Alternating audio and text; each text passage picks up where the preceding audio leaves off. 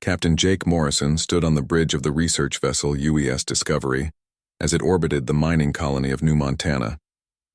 The stars looked peaceful through the viewing window, but Jake felt something was wrong. He had been a captain for 15 years and his gut never lied to him. The communication panel beeped with an urgent message from the deep space monitoring stations. Lieutenant Bobby Hayes ran to Jake with a datapad in his hands. His face was white with fear. The young officer had never seen anything like what the sensors were showing. Massive objects were moving through space toward their solar system. They were bigger than anything humans had ever built, and they were coming fast. Dr. Lisa Hamilton worked in her lab below the bridge. She was the best scientist on the ship, and Jake trusted her with difficult problems. Lisa had been studying alien life for 20 years but had never found any. Today that changed. The communication array had picked up signals from the approaching objects. The signals were not random noise. They were messages. Lisa played the alien sounds through her computer. The noise made her skin crawl. It sounded like a million voices screaming at once. Her translation software tried to make sense of the patterns. Slowly, words began to appear on her screen. The messages spoke of hunger and consumption. They spoke of worlds turned to dust. They spoke of a great swarm that had eaten galaxies. Commander Alex Rodriguez prepared his fighters for launch. Jake had ordered a reconnaissance mission to get a closer look at the approaching fleet. Alex was the best pilot on the Discovery, and if anyone could get close and come back alive, it was him. His squadron of 12 fighters launched from the ship's hangar bay and flew toward the edge of the solar system. What Alex saw when he reached the alien fleet made his blood freeze. The ships were alive. They pulsed with strange light and moved like swimming creatures. Each ship was the size of a city, but they moved with grace through space. The smaller ones looked like insects with wings made of flesh. The bigger ones had tentacles that reached out to grab anything in their path. Alex watched in horror as 3 mining platforms were caught by the alien ships. The platforms held 200 workers each. The tentacles wrapped around the metal structures and began to dissolve them. The people inside screamed over the radio as their ships were eaten. Alex wanted to help, but his fighters were too small and weak. He recorded everything and flew back to warn the others. On the surface of New Montana, Colonel Maria Santos received an emergency order to evacuate the colony. 50,000 people lived and worked on the planet. They had built cities in the valleys and mines in the mountains. Maria had only 6 hours to get everyone off-world before the alien swarm arrived. The evacuation ships landed at every major city. People grabbed what they could carry and ran for the ships. Children cried for their toys. Adults wept for their homes. Maria stood at the spaceport and counted the ships as they lifted off. She would be on the last ship to leave. A good soldier never abandons her post. The aliens reached New Montana as the final evacuation ship prepared to launch. Maria watched through the ship's window as the creatures landed on her planet. They did not build camps or set up bases. They simply began to eat everything. Trees disappeared into writhing masses of flesh. Buildings melted like ice in summer. The very ground itself was consumed and turned into more alien tissue. Maria saw people who had been left behind. They ran from the advancing swarm, but there was nowhere to hide. The aliens caught them and wrapped them in cocoons of living material. The cocoons pulsed and grew until they burst open, revealing new alien creatures. The people were gone. They had become part of the enemy. The evacuation ship jumped to hyperspace just as tentacles reached for them. Maria transmitted everything she had seen back to Earth. The message was simple and terrifying. The aliens did not just kill. They absorbed everything and made it part of themselves. They turned matter into more of their kind. They were not invaders. They were a plague. Admiral Ben Carter sat in his office on Earth reading the reports from New Montana. The old admiral had fought in 3 wars but had never seen anything like this. The aliens were not like humans. They did not want territory or resources. They wanted to consume everything that existed. They were a threat to all life in the galaxy. Carter activated the Global Defense Protocol for the first time in human history. Every nation on Earth received the same message. Every colony in space heard the call. Every human settlement was told the same thing. Unite or die. Fight together or be eaten one by one. The old wars between countries no longer mattered. Only survival mattered now. The president of Earth called an emergency meeting. Leaders from every nation gathered in one room. They had been enemies for centuries, but now they faced extinction together. The Russian premier shook hands with the American president. The Chinese chairman embraced the European prime minister. Old hatreds were forgotten in the face of a greater threat. Dr. Hamilton worked day and night to understand the alien signals. She learned that the creatures called themselves the Devourers. They had consumed entire galaxies and left only empty space behind. They reproduced by turning organic matter into more of their kind. Every planet they touched became a factory for creating more monsters. The Devourers had been traveling between galaxies for millions of years. They had eaten civilizations that humans could not even imagine. Some had been more advanced than humanity. Some had built weapons that could crack planets. None of it mattered. The swarm always won because it always grew stronger with every victory. Captain Morrison received his new orders from Fleet Command. The Discovery would return to Earth immediately. Every ship in the human fleet was being recalled for the greatest military buildup in history. Humanity would make its stand in the solar system where it was born. Win or lose it would happen here among the worlds that had given birth to human civilization. As the Discovery jumped to hyperspace, Jake looked back at where New Montana had been. The planet was gone. In its place was a writhing mass of alien flesh that pulsed with unholy light. Soon that mass would birth 1,000,000 new ships to join the endless swarm. The race against time had begun. 6 months had passed since the Devourers destroyed New Montana. Earth had become one giant factory preparing for war. The old borders between nations meant nothing now. German engineers worked beside Japanese technicians. American inventors shared ideas with Russian scientists. Chinese factories built weapons designed by European minds. Humanity was united for the first time in its history. Admiral Ben Carter stood in the command center of the largest space station ever built. Luna Base stretched across the dark side of Earth's moon. Thousands of ships were under construction in the orbital yards above. The United Earth Defense Force had been created from the armies of every nation. Carter commanded them all now. Captain Jake Morrison walked through the construction bay of his new ship. The UES Defiance was 3 times larger than any vessel humans had ever built. Its hull was made from the strongest metals Earth could produce. Its weapons could crack asteroids in half. Jake had designed it himself with help from the best minds on every continent. The ship's bridge was a masterpiece of human cooperation. The navigation system came from the Swiss. The weapons control was built by the Israelis. The engines were designed by the Indians. The life support systems were crafted by the Canadians. Every nation had contributed their best technology to create humanity's ultimate weapon. Dr. Lisa Hamilton led a team of scientists from 20 different countries. They worked in a laboratory deep beneath the Swiss Alps. The lab was filled with samples of devourer tissue recovered from New Montana. Lisa and her team studied the alien material day and night trying to find a weakness. The breakthrough came from an unexpected source. A young student from Brazil noticed something strange in the tissue samples. The alien cells were connected by quantum entanglement. Every part of the swarm was linked to every other part. They shared one mind across millions of individual bodies. It was the secret of their perfect coordination. Lisa realized this connection could also be their weakness. If the quantum link could be disrupted, the swarm might lose its ability to work together. She began designing a weapon that could interfere with the aliens' shared consciousness. It would need to be deployed at close range to the center of the swarm. It would be a suicide mission for whoever carried it. On Mars, General Pete Williams commanded the largest training base in human history. Soldiers from every army on Earth learned to fight together. They studied the recordings from New Montana. They practiced against simulated devourer attacks. Williams himself had lost his brother in the first alien assault, and he was determined that humanity would be ready for the next one. The training was brutal and unforgiving. Soldiers learned that normal weapons did little damage to devourer flesh. Only plasma fire and extreme heat could kill the creatures completely. The aliens could adapt to human tactics within hours, so every strategy had to be constantly changed. Fear was the enemy's greatest weapon, and Williams taught his troops to overcome it. Captain Rachel Torres led the most dangerous unit in the human fleet.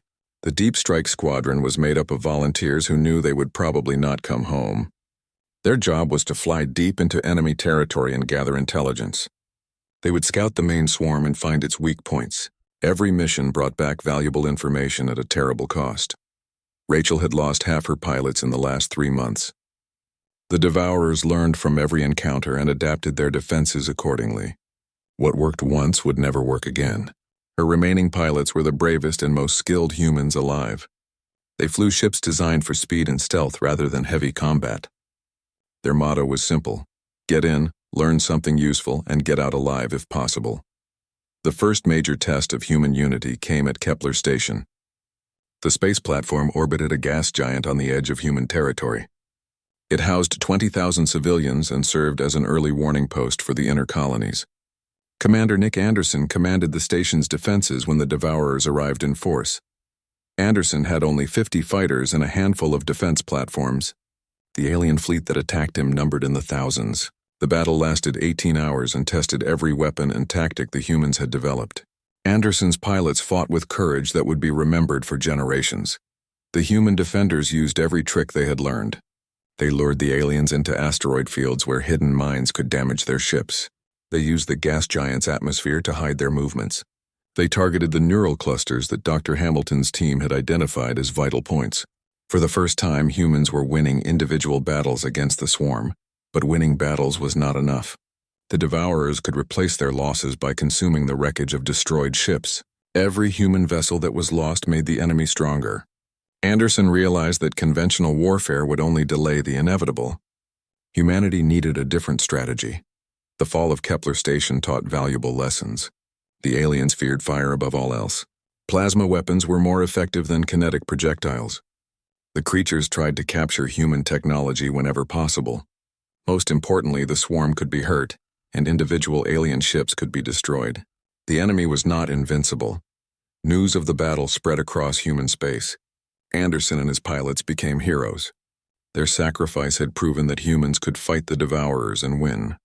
Morale improved across the fleet as soldiers realized they were not facing an impossible enemy. The war could be won if humanity stayed united and kept fighting. Dr. Hamilton received the battle reports and made new discoveries.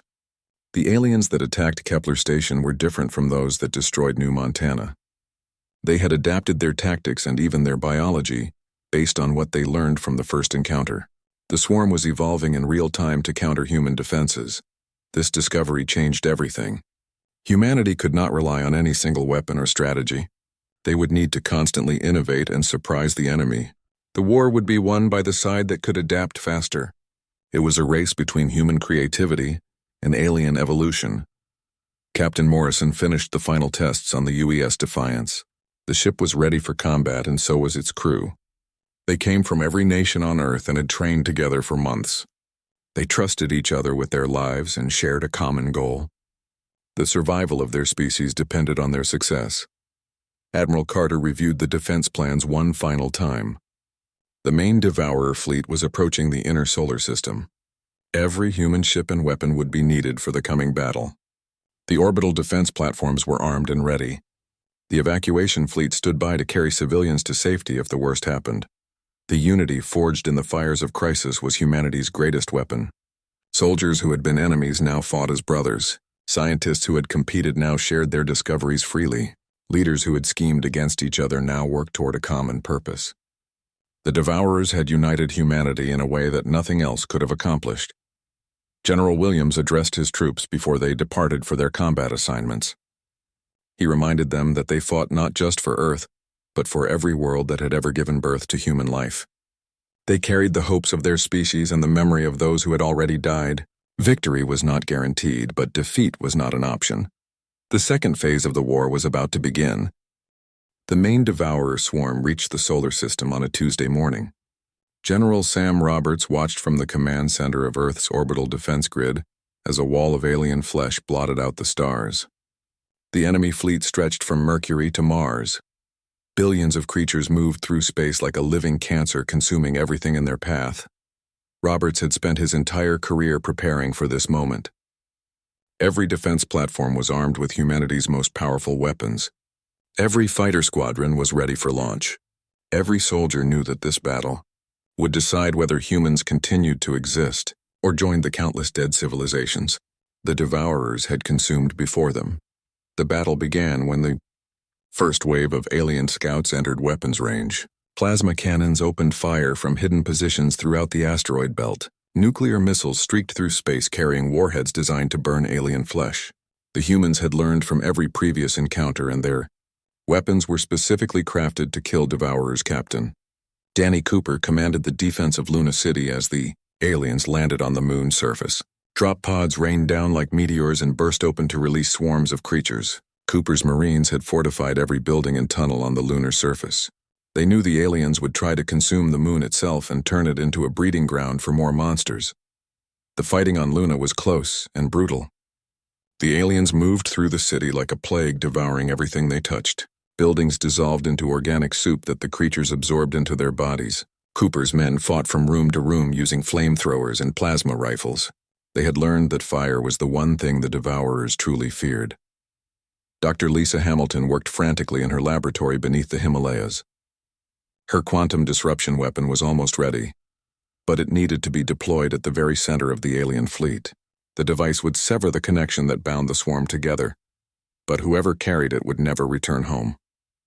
It was a weapon that demanded the ultimate sacrifice. The war in space raged for days without pause.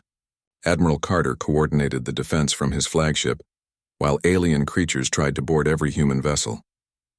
The Devourers had learned to breach ship hulls and fight in the corridors.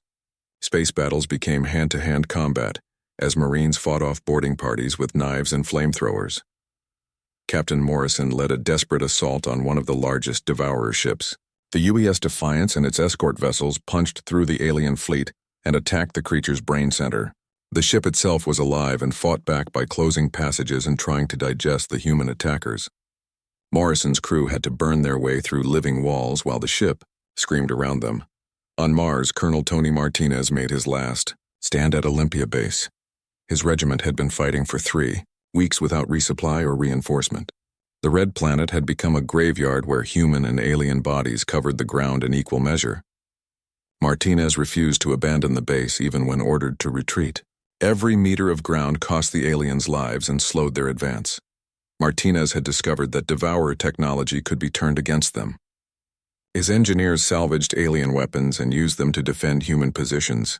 The creatures were confused when their own guns fired at them. They had never faced an enemy that could adapt their technology so quickly. It was a small advantage, but Martinez used it to hold out longer than anyone thought possible. The evacuation of Earth began when it became clear that the planet could not be saved. Massive transport ships launched from every spaceport carrying millions of civilians toward the outer colonies. Admiral Carter made the hardest decision of his career when he ordered the retreat. Not everyone could be saved, but some humans would survive to continue the fight. Captain Jake Morrison commanded the escort fleet that protected the evacuation ships.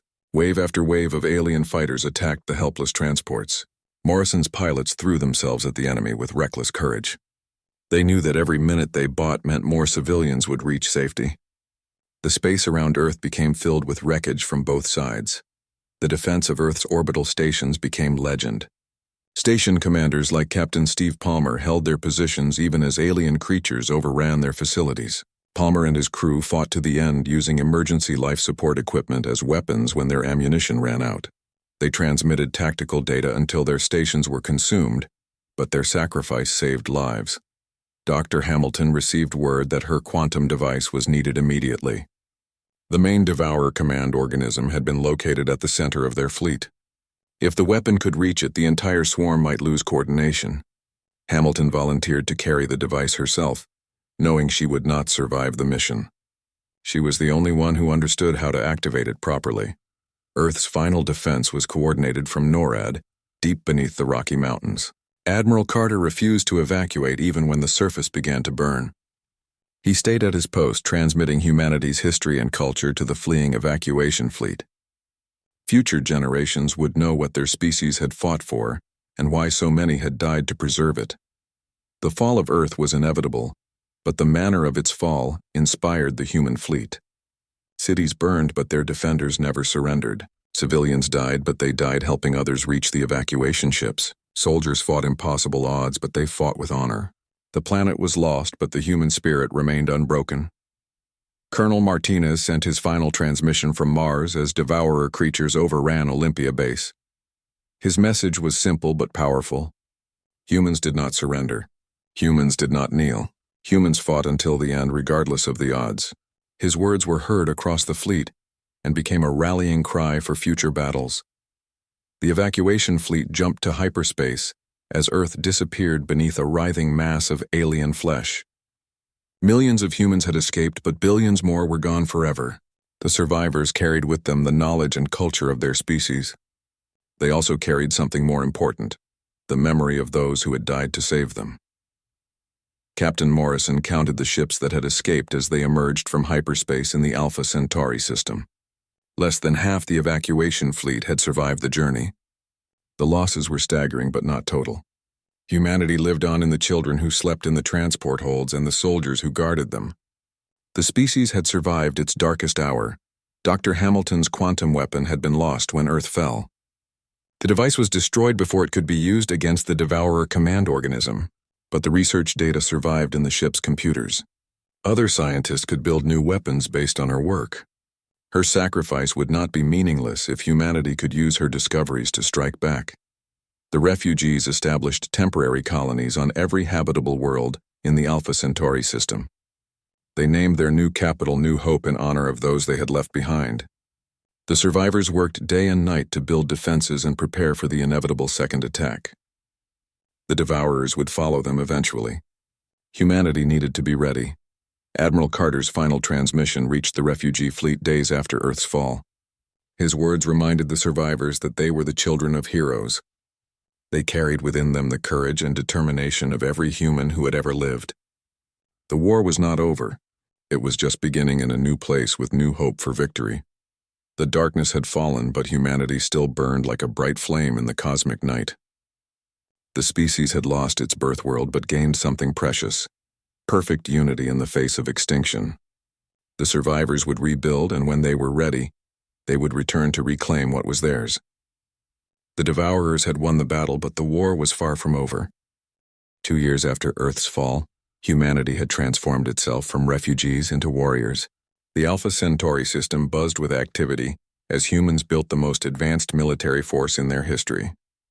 President Amy Jackson stood in the command center of New Hope Station, watching construction ships assemble humanity's revenge. Jackson had been Earth's Secretary of Defense when the war began. Now she led the provisional government of the human survivors. Every decision she made carried the weight of her species' future. The old politics of Earth seemed meaningless now when every human life was precious beyond measure. Unity was no longer an ideal but a necessity for survival. Commander Lisa Hamilton worked in a laboratory that made her old facility look primitive.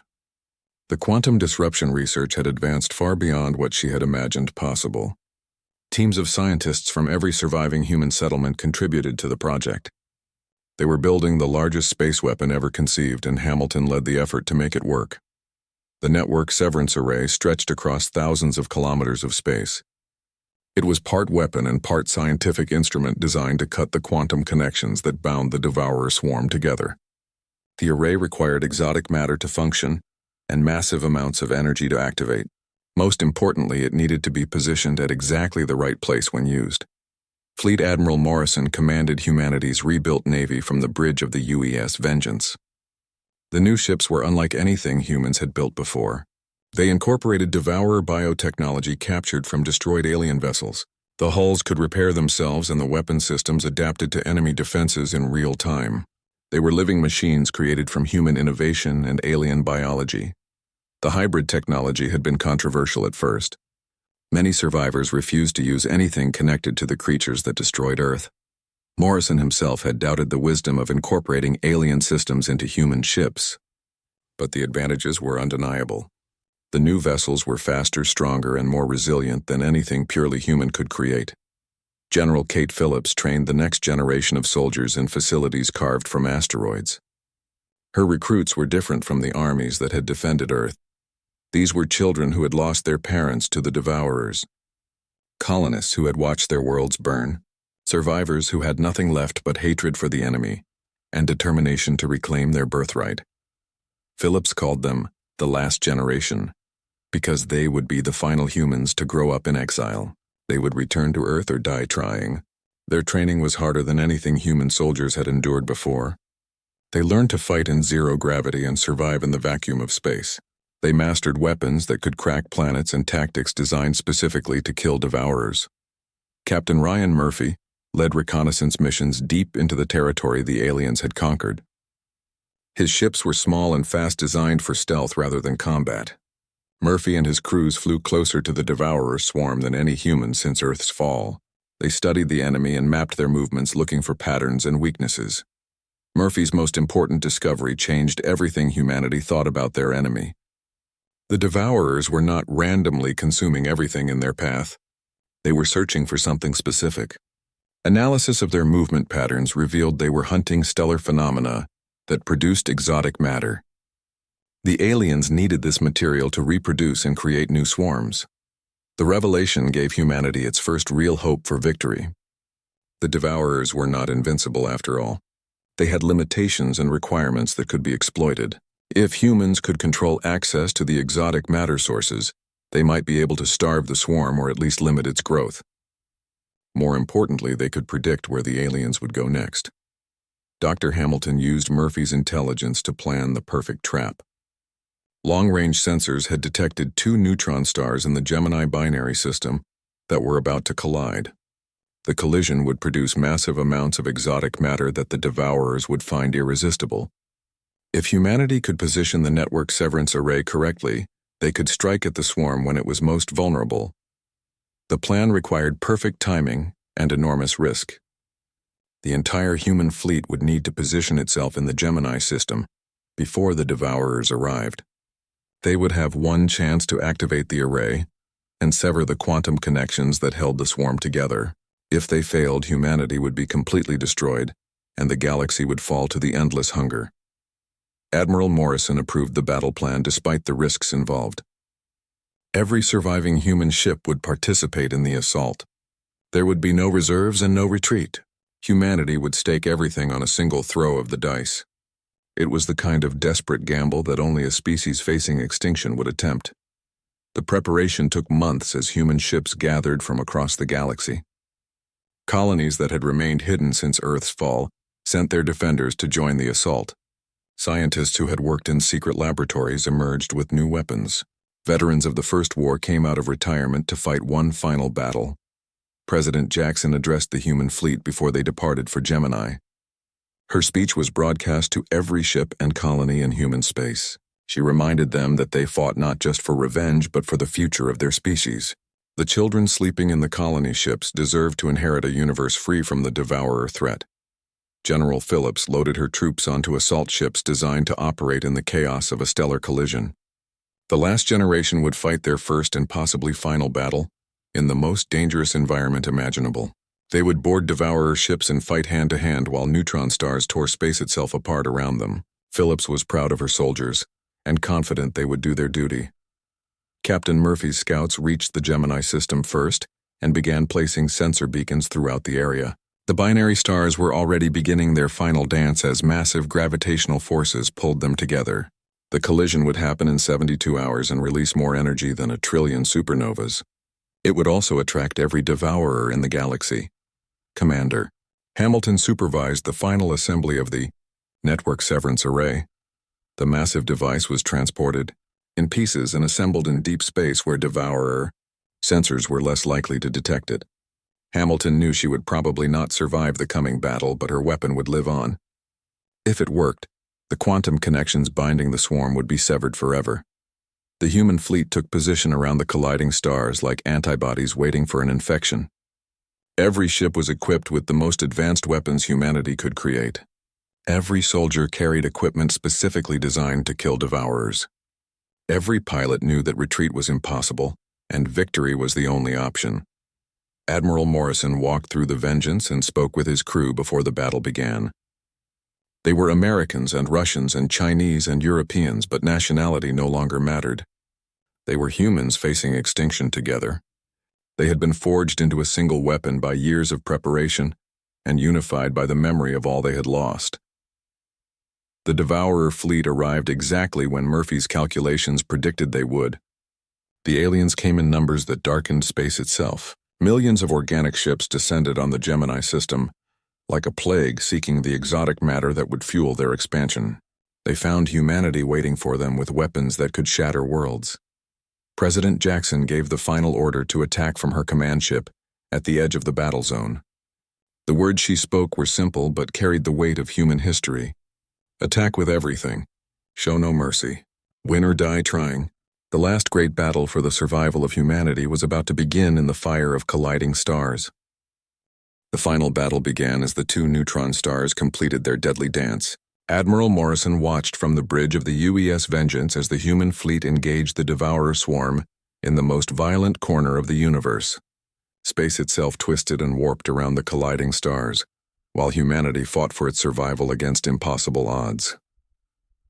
The Devourer fleet was larger than anything the aliens had assembled before. Every ship that had consumed Earth was here along with reinforcements from across the galaxy. They had come to harvest the exotic matter from the stellar collision but found humanity waiting for them with weapons forged from desperation and genius. Commander, Lisa Hamilton piloted the UES Einstein toward the heart of the enemy formation. Her small ship carried the quantum disruption device that could sever the connections binding the swarm together. The experimental shields around her vessel flickered under the assault of alien bioweapons but held firm. She had one job to do, and nothing would stop her from completing it. General Kate Phillips led the assault troops that had fortified dozens of asteroids throughout the Gemini system. Her last-generation soldiers fought from hidden bunkers as Devourer dropships landed around them. They used weapons that fired compressed plasma and wore armor that could survive in the vacuum of space. Every position they held bought Hamilton precious time to reach her target. Captain Ryan Murphy commanded the reconnaissance ships that darted through the battle like angry wasps. His pilots flew suicide runs against the largest Devourer vessels, drawing their attention away from the network severance array. The alien ships tried to swat them from space, but the human fighters were too fast and too determined to be easily caught. The battle was chaos beyond human comprehension. Ships larger than cities exploded in bursts of exotic energy. Devourer bioacids dissolved human armor while plasma cannons carved through alien flesh. The gravitational forces from the colliding neutron stars pulled debris into spiraling whirlpools of destruction that consumed everything in their path. Admiral Morrison directed the fleet formation from his flagship as alien creatures tried to board every human vessel. The Vengeance shuddered under repeated impacts as Devourer boarding pods attached themselves to the hull. Marines fought desperate battles in the corridors while the ship's weapons continued firing at enemies outside. Every human vessel faced the same dual threat of external assault and internal invasion. Colonel Tony Martinez emerged from the wreckage of a captured Devourer command ship with intelligence that changed everything. The veteran officer had been thought dead since the fall of Mars, but had survived as a prisoner inside an alien vessel. His escape provided crucial information about the location of the swarm's central consciousness. The target Hamilton needed to reach was protected by the largest creatures in the enemy fleet. President Jackson coordinated the final phase of the battle from her command ship at the edge of the system. She watched as human vessels died one by one, protecting Hamilton's approach to the enemy center. Each sacrifice brought them closer to victory, but the cost was staggering. The greatest generation of human heroes was dying to give their species a future. Hamilton's ship penetrated deeper into the Devourer formation as the neutron stars began their final moments before collision. The alien defenders grew more desperate as they sensed the threat to their collective mind. Massive tentacles reached for the Einstein while bioacid ate through its outer hull. The ship was dying around Hamilton, but she pressed forward with grim determination. General Phillips received reports from her scattered forces as Devourer ground troops overran position after position. Her soldiers fought with the fury of orphans seeking revenge for murdered parents. They held every asteroid base until the last possible moment, then detonated fusion charges that vaporized themselves along with their attackers. Their sacrifice cleared a path through the enemy formation. Captain Murphy led the final escort run that delivered Hamilton to her target. His squadron of fighters threw themselves at the largest Devourer ships with reckless abandon. They died in explosions of light and fury, but their attack created a gap in the alien defenses. Murphy's last transmission was a simple message of success. The path was clear. The neutron stars touched each other and began to merge in the explosion that outshone galaxies. The exotic matter released by their collision flooded the Gemini system with energy that warped space and time. Hamilton activated the network severance array at the exact moment the stellar collision reached its peak. The quantum disruption field spread throughout the battle zone, amplified by the exotic energy of dying stars. The effect on the Devourer swarm was immediate and catastrophic. Cut off from their collective consciousness, the individual alien organisms lost all coordination. Ships that had moved with perfect unity suddenly turned on each other. Creatures that had shared one mind began fighting like wild animals. The endless swarm collapsed into chaos as billions of aliens attacked anything that moved. Admiral Morrison watched in amazement as the enemy fleet tore itself apart. Devourer ships rammed each other in confusion, while their crews fought brutal battles in the corridors. The perfect unity that had made them invincible became their weakness when the quantum connections were severed. Without their shared mind, they were just animals driven by instinct and hunger. Hamilton's ship was consumed by alien defenders moments after she activated the array. The young commander died knowing that her sacrifice had broken the enemy's greatest strength. Her final transmission reached every human vessel in the system. The quantum disruption was working perfectly and the swarm was destroying itself. Humanity had won its greatest victory. The surviving human ships began the long journey home as the Devourer fleet finished its self-destruction. The aliens would never again threaten civilized worlds with their endless hunger. Individual creatures might survive, but they would be scattered and weak without their collective consciousness to guide them. The greatest threat the galaxy had ever faced was finally defeated. Fleet Admiral Morrison counted his losses as the fleet regrouped. Half the human ships had been destroyed in the battle, but the victory was complete. The Devourer swarm was broken forever and humanity was free to reclaim its birthright. The long journey home to Earth could finally begin. 20 years later, humanity had rebuilt everything the Devourers had destroyed and expanded far beyond their pre-war borders. Earth bloomed again under human care while new colonies spread throughout the galaxy. The scattered alien remnants served as a reminder that unity and sacrifice could overcome any threat, no matter how terrible. Former President Jackson spoke at the memorial service for those who died in the Gemini battle. Admiral Carter's words from Earth's final defense were carved in stone for future generations to remember. The heroes who saved humanity would never be forgotten, and their example would inspire countless future generations. Captain Morrison's daughter, Sarah, took command of humanity's first deep space exploration vessel. As the ship prepared to venture beyond the galaxy that had given birth to human civilization, she carried with her the lessons learned in humanity's darkest hour. When different peoples unite behind a common cause, nothing in the universe can stand against them. The human fleet sailed into the cosmic night seeking new worlds and new civilizations to befriend and protect. They were no longer refugees fleeing from destruction, but guardians carrying the light of hope to every corner of creation.